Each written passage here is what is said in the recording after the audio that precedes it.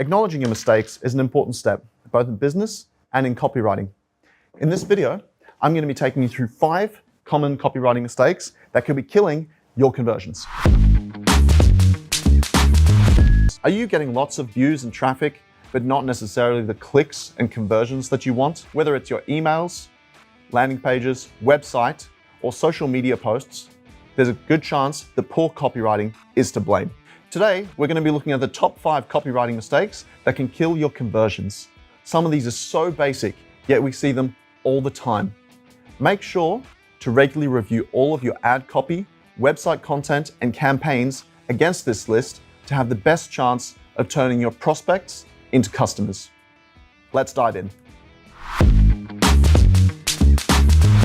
Mistake number 1, you're talking too much about yourself. This is by far the most common mistake we see in copywriting, particularly on websites.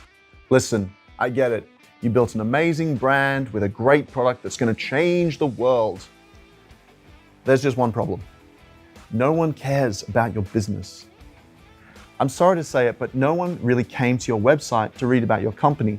They don't care when you were founded, how big your team is, or even how many awards you won. They only care about one thing: what you can do for them. This is the classic positioning strategy known as benefits over features. That is to say, don't spend ages talking about all of the different stuff your product, your service, or your company can do. What matters is how it's going to better the life of your reader. In his book, Building a Story Brand, longtime marketer Donald Miller describes good copy as being a narrative in which you position the reader, your customer, as the hero. Everything should be written to cater for their quest, which is solving their problem, not your problem, which is making a sale. Let's look at an example. A tech store selling spare parts might just have got a new cell phone battery in stock. How might they advertise it? New cell phone battery with 5600 mAh capacity. Buy now. I don't know about you, but I have no idea what 5600 mAh capacity means. I'd have to spend ages researching that, benchmarking against other products, and so forth. How tedious. Instead, what if they focused on the benefits to the user? Our latest battery, no need to charge your phone for 3 days. See the difference? Immediately, I know what this product is going to do for me. Features are still important, and you should talk about them, but you should always bait the hook with benefits first.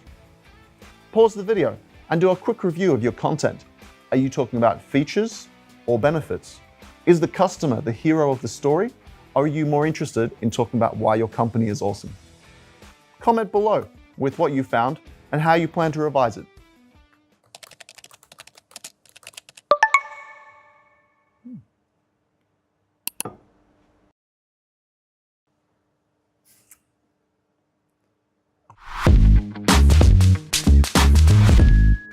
Mistake number 2, your CTAs are weak or non-existent. Your calls to action are one of the most important aspects of any campaign, website, or piece of content you produce. Why? Because you're creating a doorway to turn your reader into a customer. You're telling them exactly what you want them to do next. All they have to do is click on that big shiny button. Yet, so many readers don't click. Why? Because the CTA simply isn't compelling enough. First of all, your CTAs must be a button. There's a reason the internet is full of similar looking CTA buttons. By now, we human beings are so trained to want to press buttons that studies have shown that any other CTA format has a huge drop in conversion rates. I'm not going to go into what colors and shapes your buttons should be. That changes depending on your brand, and I would just advise you to do some split testing to see what works best for you. What we can talk about is what text should be on your button. Whatever it says, it needs to inspire action and convey at least a hint of the benefit to the reader will receive by clicking it.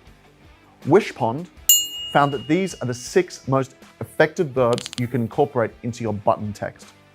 Combine that with 1 or more of the 12 most persuasive words in the English language, and you're on your way to having a much more clickable call to action. Some other tips about your CTA text. Try to make it emotive. To coin a phrase, people read with their eyes, but they click with their hearts.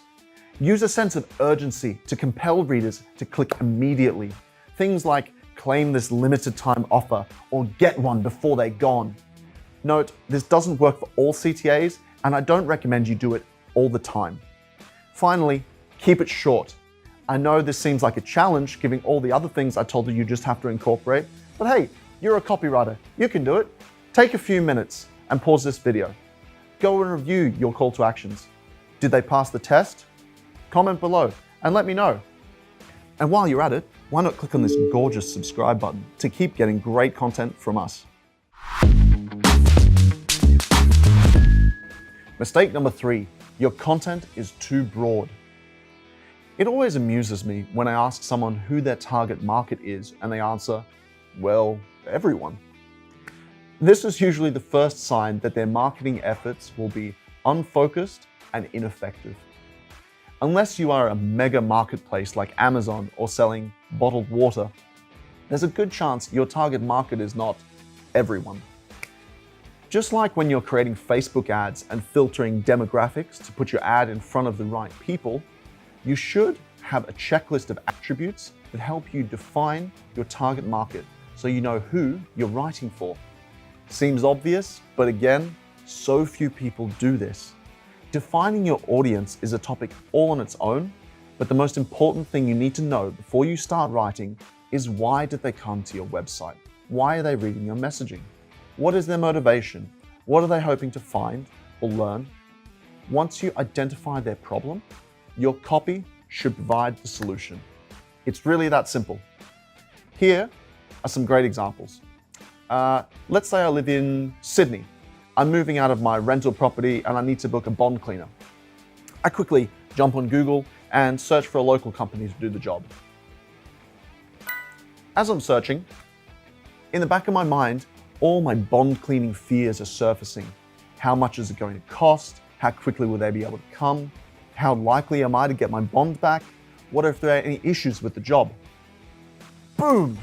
This company's landing page answered all my questions. They have a bond back guarantee. I can view an interactive calendar on their website to see when they're next available. And they can quote me instantly using their big, beautiful CTA button. Perfect. All my questions have been answered. The benefits to me are clear, and I'm ready to get a quote and place my order. That is the power of good copywriting in action.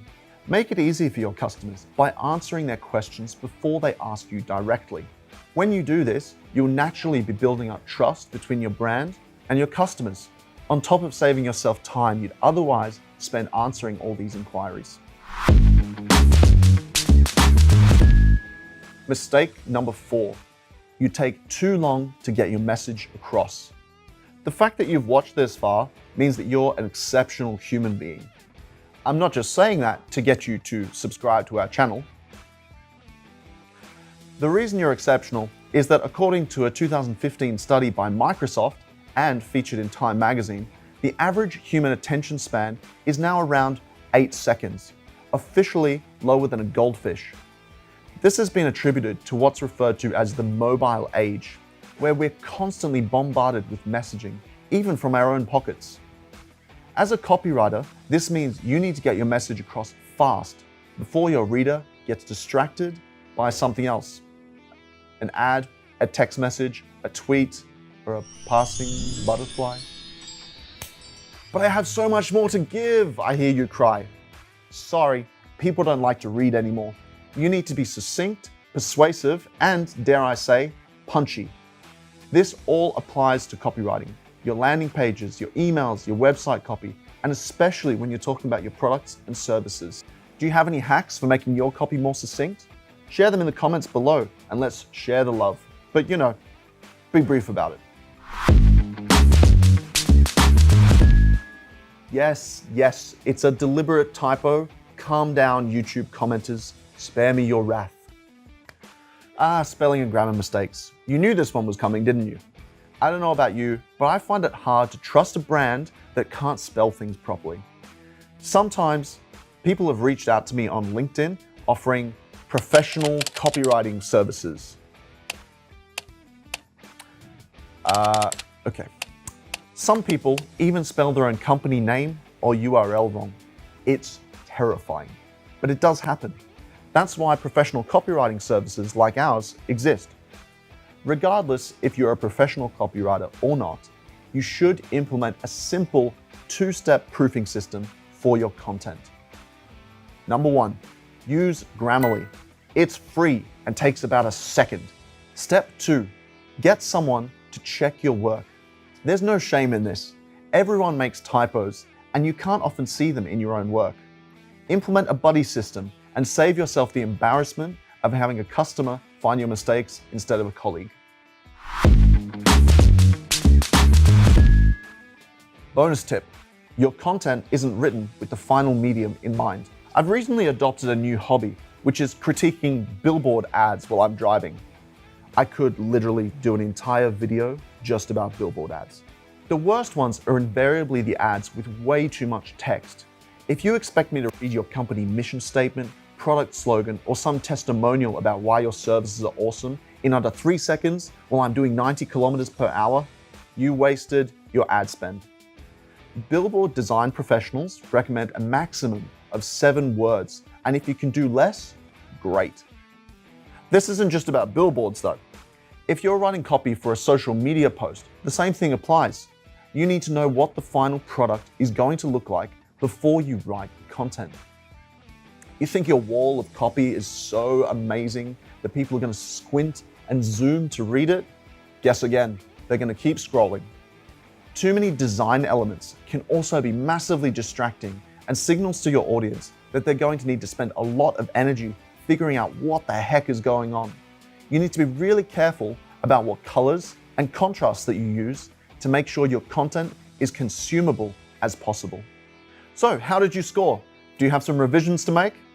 If you enjoyed this video, let us know by liking it. What digital marketing topics would you like us to cover next?